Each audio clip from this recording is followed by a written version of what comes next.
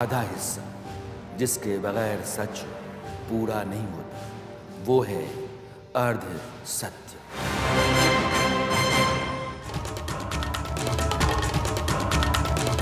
नमस्कार, मैं Rana Yashwant India news पर आपका स्वागत करता हूं और आप देख रहे हैं अर्ध सत्य। डॉक्टर राजेंद्र प्रसाद जब देश के पहले राष्ट्रपति बने तो पहली बार अपने गांव गए। गांव के लोगों ने फूल माला ढोल नगाड़ा से जोरदार स्वागत किया। घर परिवार समूचा गांव उस जश्न में शामिल था। उस दौरान राजेंद्र बाबू की दादी ने पोते को आशीर्वाद देते हुए कहा था कि ऐसा सुना है कि तुम बहुत बड़े आदमी बन गए हो, ऐसे ही खूब जियो और आगे बढ़ते रहो। उन्होंने आगे कहा कि वो लाल टोपी वाले से भी तुम बड़े बन गए हो। लाल टोपी वाला मतलब सिपाही। उस समय सिपाहियों की टोपी लाल हुआ करती थी। राजेंद्र प्रसाद ने भारत में राष्ट्रपति पद की प्रतिष्ठा, गरिमा, गौरव और अनुशासन को स्थापित किया। उनकी मेधा, सादगी, त्याग और देश सेवा ने भारत के राष्ट्रपति के व्यक्तित्व को निर्विवाद और निरपेक्ष बनाया। उनके बाद देश में 15 राष्ट्रपति हुए। यहाँ मैं कार्यवाहक राष्ट्रपतियों की गिनती नहीं कर रहा हूँ। भारत का राष्ट्रपति संविधान में सर्वोच्च पद है। वह देश का पहला नागरिक होता है। तीनों सेनाओं का कमांडर इन चीफ होता है। संसद का हिस्सा होता है। हालांकि वह दोनों में से किसी भी सदन का सदस्य नहीं होता, लेकिन संसद के फैसले राष्ट्रपति की मंजूरी के बाद ही लागू होते हैं। आज जब नए संसद भवन के उद्घाटन का समय आया तो विपक्ष विरोध पर उतरा हुआ है। उसका कहना है कि संसद भवन का उद्घाटन प्रधानमंत्री नरेंद्र मोदी को नहीं बल्कि राष्ट्रपति द्रौपदी मुर्मू को करना चाहिए। देश का सर्वोच्च पद उनके पास है और लोकतांत्रिक मर्यादा परंपरा कहती है कि उनसे ही उद्घाटन करवाया जाए। विपक्ष की अगुवाई कांग्रेस कर रही है और उसके साथ 19 दल हैं। ऐसे में यह जानना जरूरी है कि राष्ट्रपति द्रौपदी मुर्मू के मान सम्मान और उनके लिए सरकार से टकराव मोलने के पीछे विपक्ष, खासकर कांग्रेस की मंशा क्या सचमुच नेक है या फिर यह एक सियासी एजेंडा है। आज घटनाओं और तथ्यों के आधार पर इसका सच टटोलेंगे, मगर उससे पहले प्रधानमंत्री नरेंद्र मोदी को सुनना जरूरी है। वे जब 3 देशों की यात्रा से दिल्ली लौटे तो ऑस्ट्रेलिया में अपने अनुभव का जिक्र करते हुए विपक्ष के रवैये पर इशारों में ही लेकिन तीखा सवाल दागा। और भारतीय समुदाय का जो समारोह था, हिंदुस्तान के लोगों ने उसको देखा है, दुनिया ने देखा है, लेकिन सबसे बड़ी बात, लोकतंत्र की आत्मा क्या होती है, लोकतंत्र का सामर्थ्य क्या होता है। साथियों, आपको जानकर के खुशी होगी, और मैंने अब तक जितना भी कुछ देखा पढ़ा, मुझे इस बात की तरफ ध्यान नहीं गया मेरा, और इसलिए मैं बताना चाहता हूं, भारतीय समुदाय का जो कार्यक्रम था, वहां ऑस्ट्रेलिया के प्रधानमंत्री का आना गौरव की बात थी। लेकिन इतना ही नहीं, उस समारोह में पूर्व प्रधानमंत्री भी थे।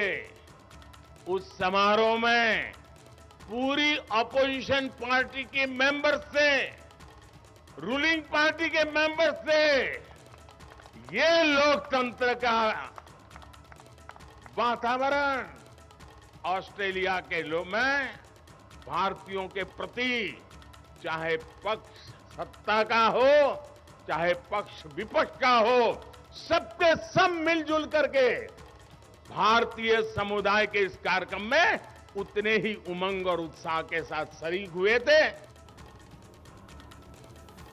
बात बड़ी साफ कह रहे थे प्रधानमंत्री नरेंद्र मोदी। इशारा इस बात का कर रहे थे कि उनके ऑस्ट्रेलिया जाने पर वहां के सभी दलों ने लोकतांत्रिक मर्यादा दिखाते हुए उनके निजी कार्यक्रम में शामिल हुए, और हमारे यहां संसद भवन के उद्घाटन जैसे मौके का बहिष्कार करने का बहाना ढूंढा जा रहा है। कांग्रेस अध्यक्ष मल्लिकार्जुन खड़गे और राहुल गांधी, इन दोनों के बयान या ट्वीट आप देखें तो ऐसा लगता है कि वे राष्ट्रपति पद के प्रति बड़ा सम्मान और निष्ठा रखते हैं। संसद भवन का उद्घाटन उनसे नहीं कराने के चलते ही कांग्रेस ने उद्घाटन समारोह का बहिष्कार किया है। मल्लिकार्जुन खड़गे ने ट्वीट किया कि मोदी जी, संसद जनता स्थापित लोकतंत्र का मंदिर है। महामहिम राष्ट्रपति का पद संसद का प्रथम अंग है। आपकी सरकार के अहंकार ने संसदीय प्रणाली को ध्वस्त कर दिया है। 140 करोड़ भारतीय जानना चाहते हैं कि भारत के राष्ट्रपति से संसद भवन के उद्घाटन का हक छीनकर आप जताना क्या चाहते हैं। राहुल गांधी ने बातें थोड़ी और साफ साफ लिखी।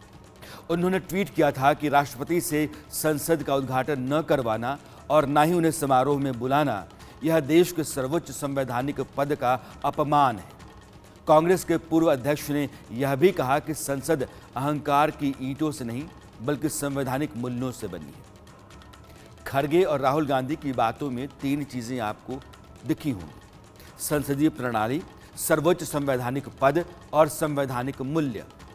इन्हीं तीनों का हवाला देकर यह कहा जा रहा है कि नरेंद्र मोदी ठीक नहीं कर रहे हैं। वे लोकतांत्रिक परंपरा और मर्यादा की घोर अनदेखी कर रहे हैं। एक पार्टी है जो देश की सबसे पुरानी पार्टी है, उसने देश पर सबसे अधिक समय तक राज किया है और उसको लगता है कि राष्ट्रपति पद का सचमुच अपमान हो रहा है तो फिर पड़ताल जरूरी हो जाती है। सो आइए कर लेते हैं। इस साल जनवरी में बजट सत्र से पहले राष्ट्रपति द्रौपदी मुर्मू के संसद में अभिभाषण के समय कांग्रेस के कई नेता गायब थे। कारण ये था कि एक दिन पहले श्रीनगर में राहुल गांधी की भारत जोड़ो यात्रा खत्म हुई थी और बताया गया कि मौसम बहुत खराब होने के चलते नेता नहीं पहुंच सकेंगे दिल्ली। कांग्रेस के नेता जयराम रमेश और अधीर रंजन चौधरी का उस दिन का अगर आप ट्वीट देखें तो इस बात का सबूत मिलता है। जयराम रमेश ने लिखा कि श्रीनगर एयरपोर्ट पर मौसम काफ़ी खराब होने के चलते उड़ानें लेट हैं।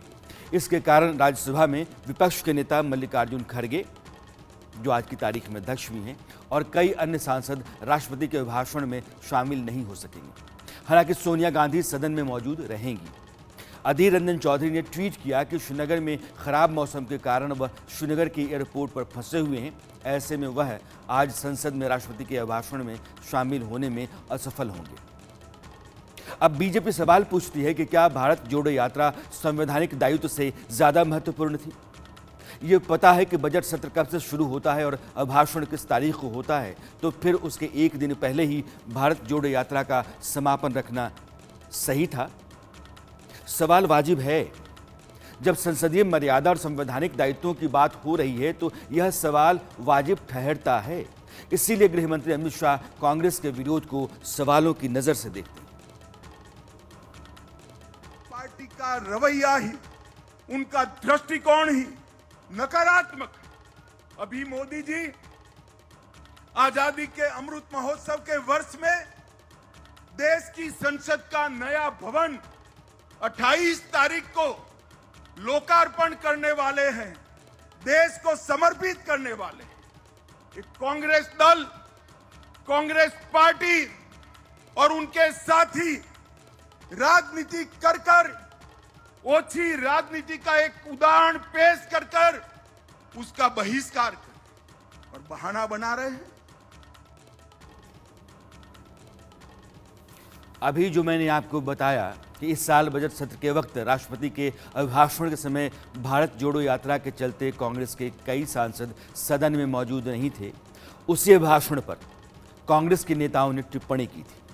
पूर्व केंद्रीय मंत्री मनीष तिवारी ने ट्वीट किया था कि राष्ट्रपति अपने मन की बात नहीं कह सकती हैं, फिर उनके संयुक्त अभिभाषण का क्या महत्व है।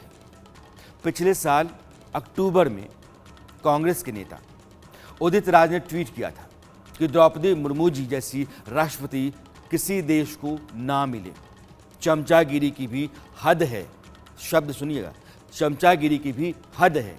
कहती है कि 70% लोग गुजरात का नमक खाते हैं। खुद नमक खाकर जिंदगी जिए तो पता चलेगा। अब उदित राज ने ऐसा कहा क्यों? दरअसल द्रौपदी मुर्मू पिछले साल अक्टूबर में, उसके पहले हफ्ते में गुजरात दौरे पर गई थी। वे साबरमती आश्रम में थी, जहां राष्ट्रपति ने कहा कि गुजरात में देश का नमक बनाया जाता है। यह भी कहा जा सकता है कि सभी देशवासी गुजरात का नमक खाते हैं।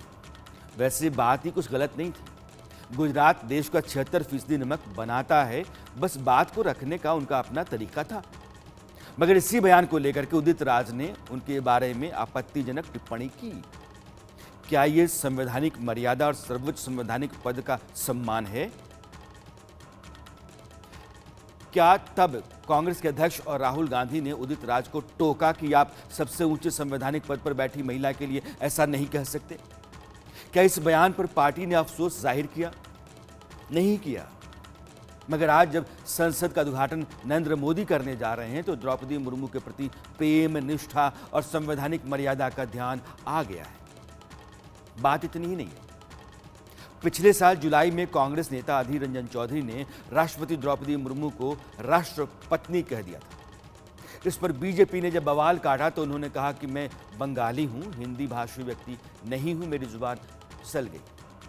मैंने कभी देश के सर्वोच्च पद का अपमान करने का इरादा नहीं रखा था। मैंने माफी मांग ली। मैं यह मान भी लूं कि चलिए आपका इरादा ऐसा नहीं था, मगर दो सवाल आज भी जस के तस खड़े हैं।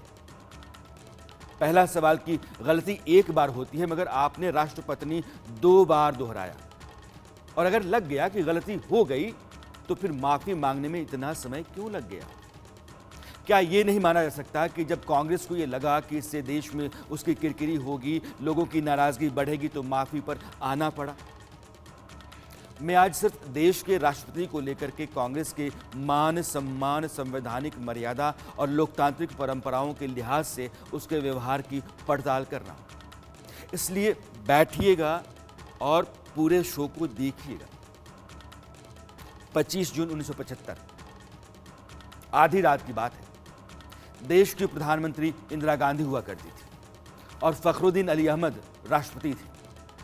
कहा जाता है कि राष्ट्रपति फखरुद्दीन अली अहमद को सोते हुए से जगाया गया, जगा करके उनको ये कहा गया कि ये पेपर्स हैं इमरजेंसी के, देश में इमरजेंसी लागू होने जा रही है, उसके ये कागजात हैं, आप इस पर दस्तखत कर दीजिए।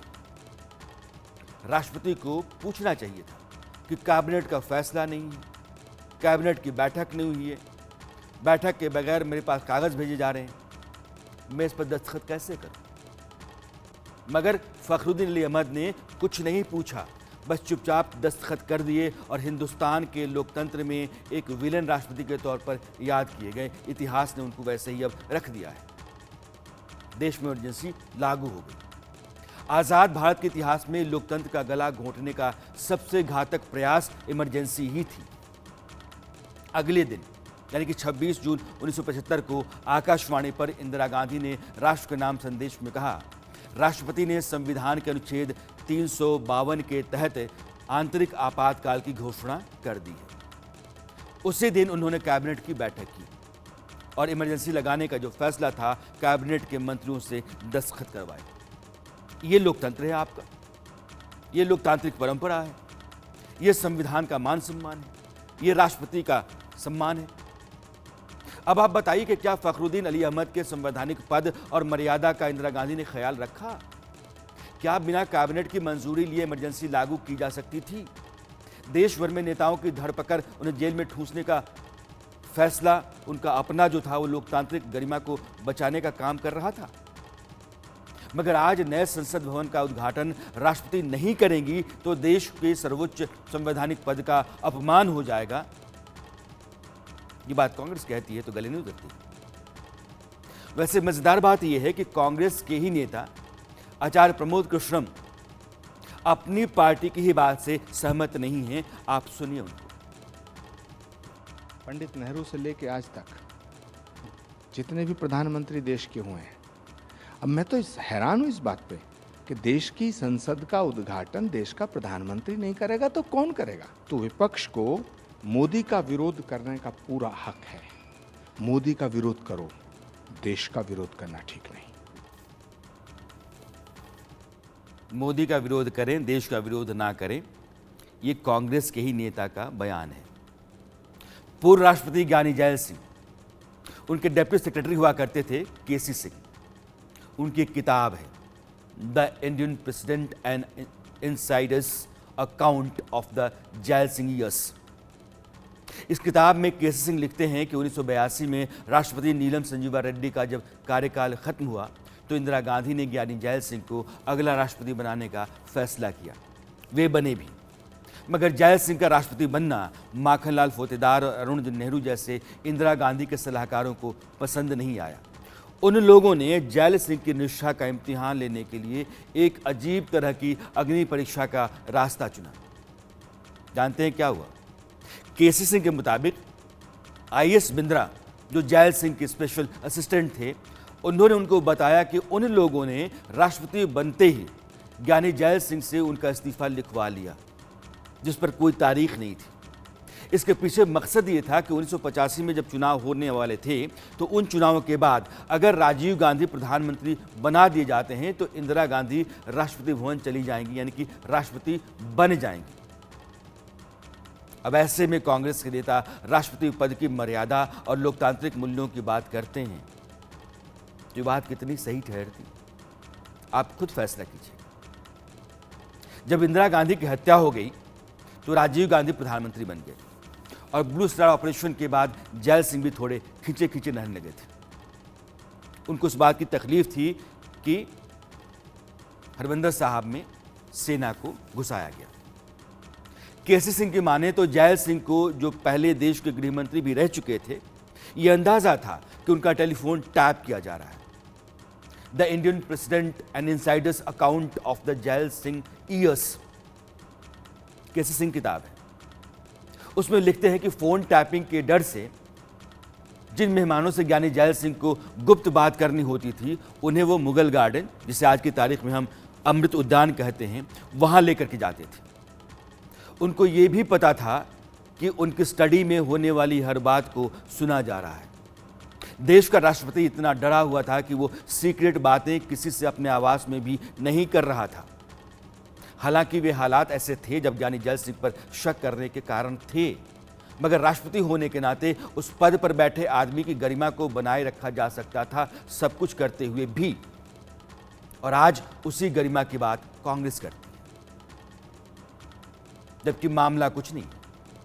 अगर देश की जनता सरकार चलाने का जनादेश किसी पार्टी को देती है और जिस व्यक्ति के पास प्रधानमंत्री का पद होता है, शासन चलाने की जिम्मेदारी उसी की होती है, ऐसे में संसद भवन का उद्घाटन प्रधानमंत्री करेंगे तो उसमें अनर्थ क्या हो रहा है, यही समझ में नहीं आ रहा है।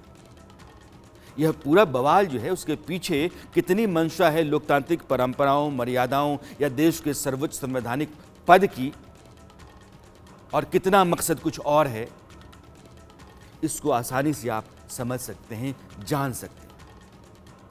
वैसे राजीव गांधी के कार्यकाल की शुरुआत से ही ये लगने लगा था कि उनके और ज्ञानी जैल सिंह के बीच सब कुछ ठीक नहीं है।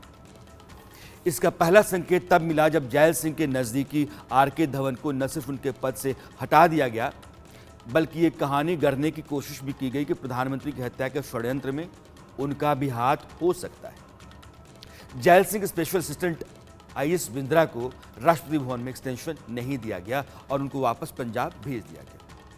प्रधानमंत्री ने राष्ट्रपति से हर सप्ताह मिलकर उन्हें सरकार की गतिविधियों की जानकारी देना बंद कर दिया, जबकि उसके पहले परंपरा थी कि प्रधानमंत्री सरकारी कामकाज के बारे में राष्ट्रपति को ब्रीफ करता रहेगा। विदेश यात्रा से पहले और यात्रा से लौटने के बाद प्रधानमंत्री की ओर से राष्ट्रपति को ब्रीफ करने की प्रथा थी, जो राजीव गांधी ने खत्म कर दी। राष्ट्रपति कुछ नहीं होता, जाना ही नहीं। अब मैं आपको देश के पहले राष्ट्रपति राजेंद्र प्रसाद की तरफ फिर से ले चलना चाहता हूं, जिनका जिक्र मैंने शो की शुरुआत में किया। लेकिन वहां चलने से पहले मेरे साथ इंडिया न्यूज के एडिटोरियल डायरेक्टर आलोक मेहता जी जुड़े हुए हैं। उनसे दो बड़े और बुनियादी सवाल करने हैं। आलोक जी और अरविंद जी भी मेरे साथ हैं, मेरे कंसल्टिंग एडिटर।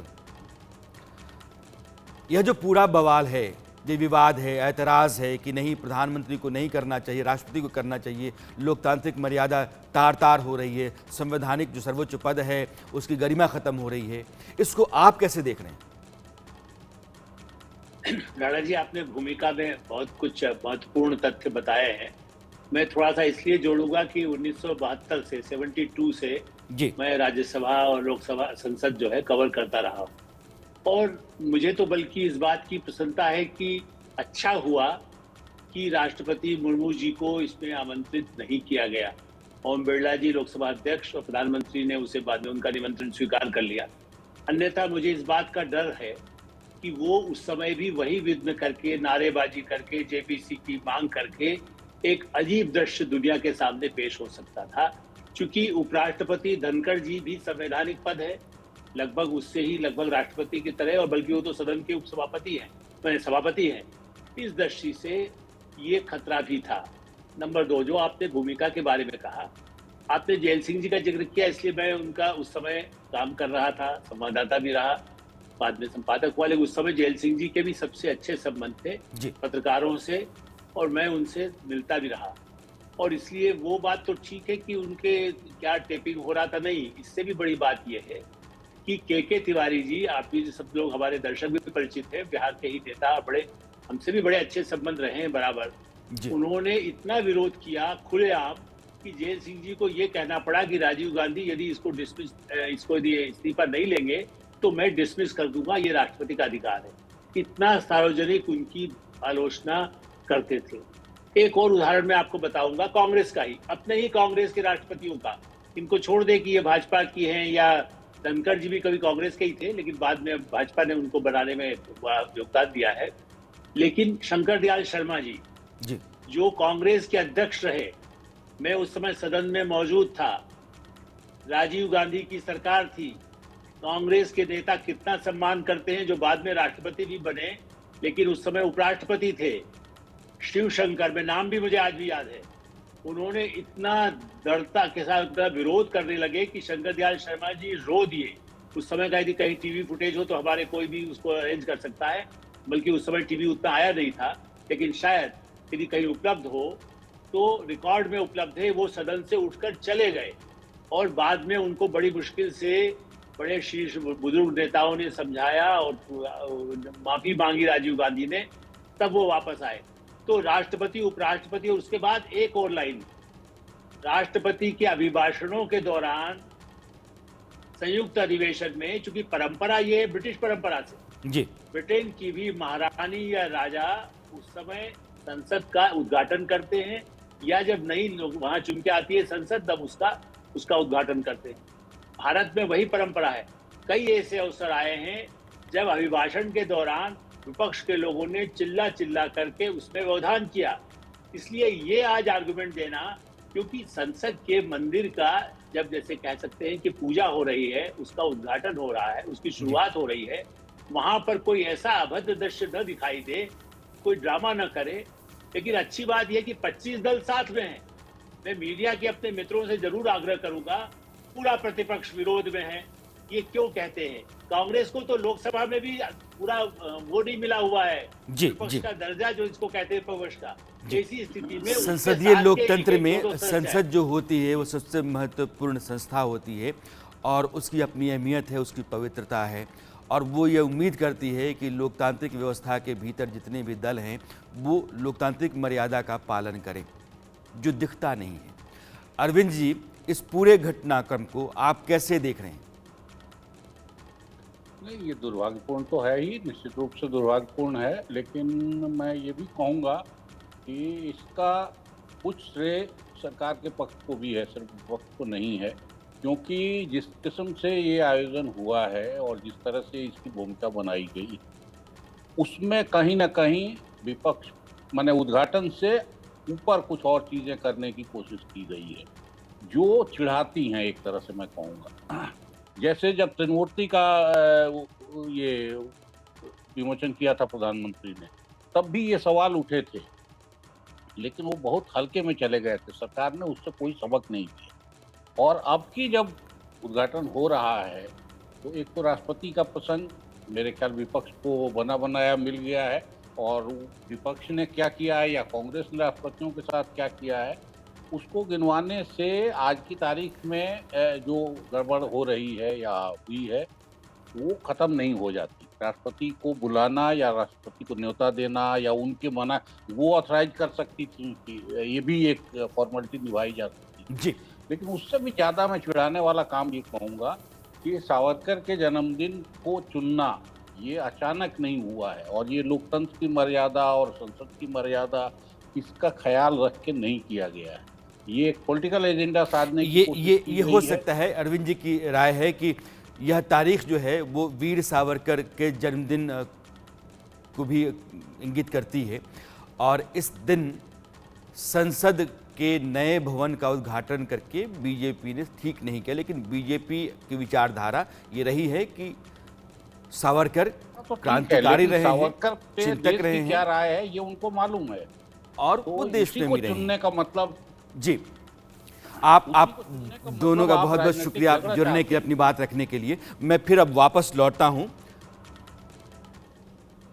वहां जहां से शुरुआत की थी। डॉक्टर राजेंद्र प्रसाद, महात्मा गांधी की सहमति से देश के गृहमंत्री सरदार पटेल ने सोमनाथ मंदिर के पुनर्निर्माण का काम शुरू किया।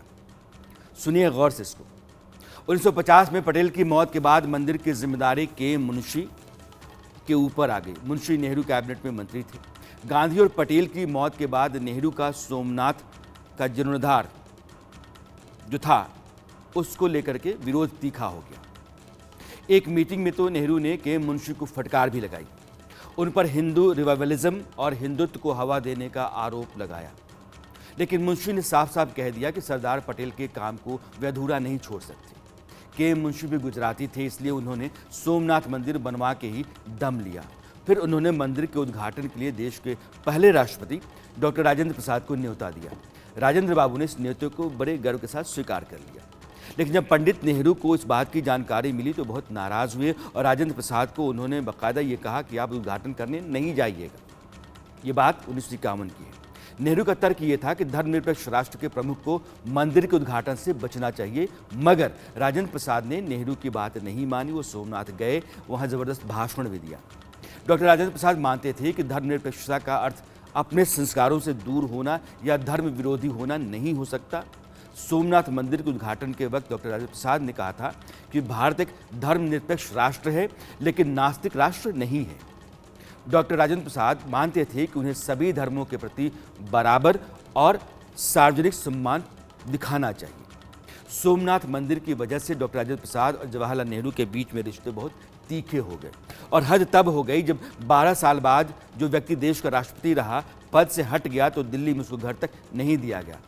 राजेंद्र बाबू चाहते थे कि दिल्ली में रहकर किताब लिखे, लेकिन मगर ऐसी स्थिति पैदा होने नहीं दी गई। आखिरकार उनको पटना लौटना पड़ा। पटना में बहुत सारे सरकारी मकान और बंगले थे, मगर उनमें से किसी को भी नहीं दिया गया। अंत में उन्होंने सदाकत आश्रम में जगह ली, यानी कांग्रेस का जो मुख्यालय है, और उसी सदाकत आश्रम में वो रहने लगे। सदाकत आश्रम में रहते रहते उनकी सेहत बिगड़ने लगी, उनके इलाज पर भी ध्यान नहीं दिया गया। एक मशीन थी जो उनके सीने से कफ निकालने का काम करती थी, उस मशीन को भी दिल्ली मंगा लिया गया।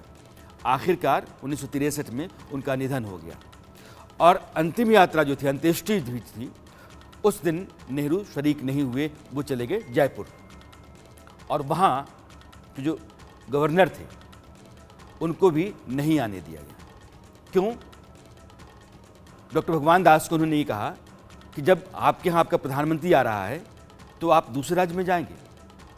यह बात डॉक्टर भगवान दास ने खुद लिखी है, बल्कि संपूर्णानंद थे उस समय राजस्थान के राज्यपाल, और संपूर्णानंद ने इस बात का जिक्र किया है कि पंडित नेहरू ने कहा कि हम आ रहे हैं जयपुर, इसलिए आप नहीं जाएंगे पटना राजेंद्र बाबू के अंत्येष्टि में, और नहीं गए। राष्ट्रपति को लेकर के कांग्रेस का रवैया, राष्ट्रपति पद का सम्मान और सर्वोच्च संवैधानिक पद के प्रति गरिमा में व्यवहार जो रहा है, उसका एक बानगी मैंने उसकी आपके सामने आज रखी है। इसलिए जब संसद के नए भवन का उद्घाटन हो रहा है, उस समय राष्ट्रपति का हवाला देना, राष्ट्रपति पद की मर्यादा की बात कहना और लोकतांत्रिक परंपरा के खिलाफ काम हो रहा है, प्रधानमंत्री उद्घाटन कर देते हैं, तो इस तरह की दलील देना सिर्फ शुद्ध और खालिस राजनीति है, इसके अलावा कुछ नहीं। अरसत में आज इतना ही। मेरी मुलाकात आपसे कल फिर होगी, तब तक के लिए नमस्कार।